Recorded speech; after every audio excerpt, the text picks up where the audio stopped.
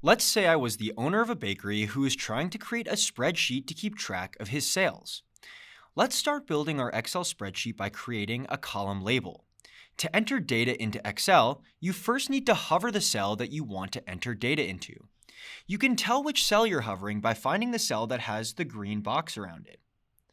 This cell's address would be A3 because it's at the convergence of column A and row 3.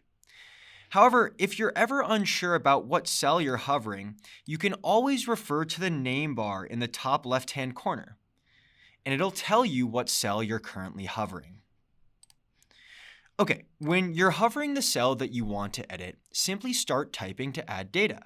Let's say something like bakery item sales, and hit enter to finish editing and move down. We can see that the contents of this cell are spilling over into the right cell. However, that value is not contained in both cells. This is because Excel defaults to text overflow, which allows the contents of one cell to overflow into the one next to this.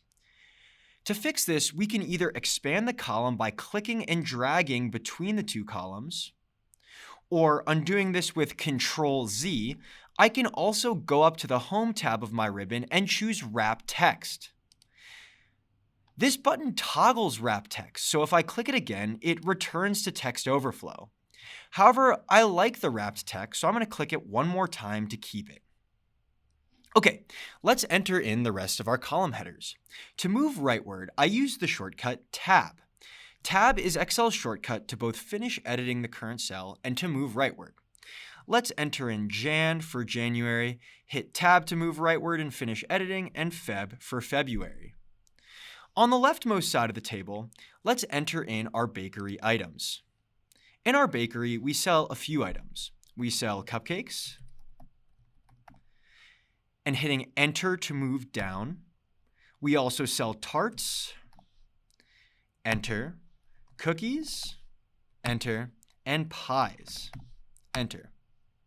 Okay, good job so far, and actually we now have a basic structure of our Excel spreadsheet. However, there's a few basic shortcuts that I want to cover here. Okay, to edit the contents of an existing cell, if we hover and just start typing something like cake, it will actually delete the contents of the current cell and start fresh. If we want to undo this and repopulate the cell's contents while we are still editing the cell, we can use the shortcut Escape, and we can see that Excel has reverted it back to pies. If we do not want to delete the contents of the current cell, but would like to continue editing what is already inside of the cell, we can either double-click in, and we can edit it, or we can use the shortcut F2. A quick note about your function keys here.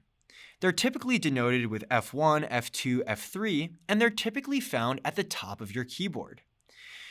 Typically on laptops, their buttons are shared with other functionalities, so if your function keys are not working, make sure to hold down the Fn key found at the bottom of your keyboard, typically next to the control button. If you want to lock Fn so that your function keys are the default, please see the link in the lecture. Okay, now that we've gotten that out of the way, let's go ahead and edit this to something like cherry pies. Cool. Let's now enter our numbers into our sales tracker. If you have a predefined range that you want to enter data into, the best way is to first highlight that range. You can highlight a range by clicking and dragging your cursor across the range that you want to highlight. Now you can just start typing. I'm going to type a number like 140 and hit Tab to move to the next cell. Type something like 160 and then hit Tab again, and you can see it actually moves you downwards this time. Pause the video right now and get some practice entering in numbers. Come back when you've fully populated the table. Okay, welcome back. Don't worry about having the same numbers as me. The practice of entering them in is far more important. However, there are some things that I want to bring your attention to here.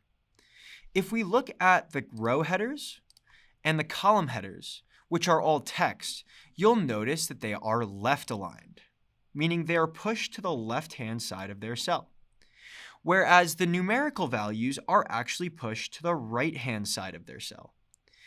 This is one way in which Excel distinguishes between different data types. Text values will be left-aligned, similar to how we read, and numeric values will be right aligned. In Excel, all data has a data type. How can we tell the data type of a particular cell? First, hovering the cell we want to diagnose, say B4, we go up to the Home tab of the ribbon, and this dropdown will tell us the data type of our cell. Right now, it currently tells us that it is of the general data type. However, these numbers are dollars, so we want to specify to Excel that we are working with dollars. To do this, let's first highlight the data we intend to specify as dollars. You can highlight by clicking and dragging the cells that have numeric values. Now, we go up to the Data Type selector in the Home tab of the ribbon, click the drop-down menu, and choose Currency.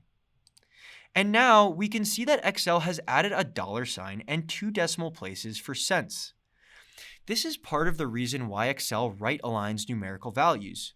We can now see that all of the decimal places are lined up, making it easy to read the numbers.